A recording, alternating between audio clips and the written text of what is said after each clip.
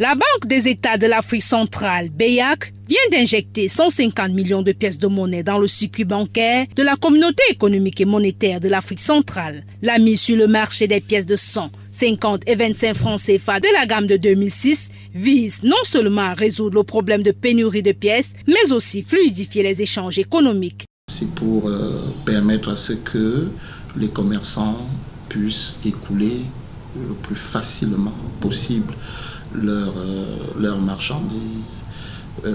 Et lorsqu'il y a un manque de pièces, l'économie est totalement bloquée. Bien que cette initiative de la BEAC vienne juguler l'inflation au sein de la CEMAC, pour des experts des questions économiques, l'institution financière est confrontée à un autre problème majeur, celui de la thésaurisation de la monnaie.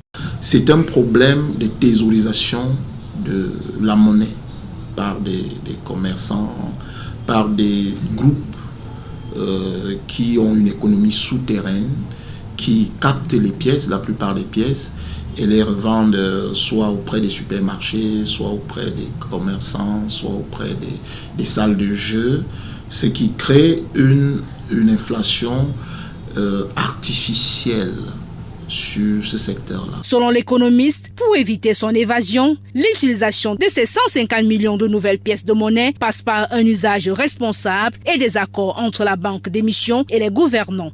La BEAC et les pouvoirs publics doivent pouvoir élaborer une loi qui interdit en ce qu'un individu ne détienne pas un certain nombre de pièces d'argent.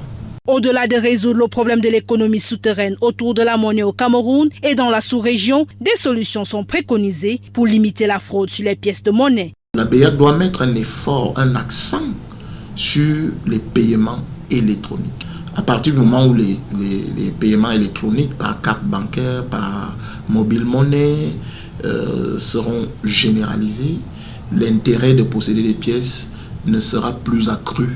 Voyez-vous des pays comme le Maroc, où les paiements électroniques sont généralisés, sont disponibles dans tous les commerces, il ne se pose pas un problème de pièces.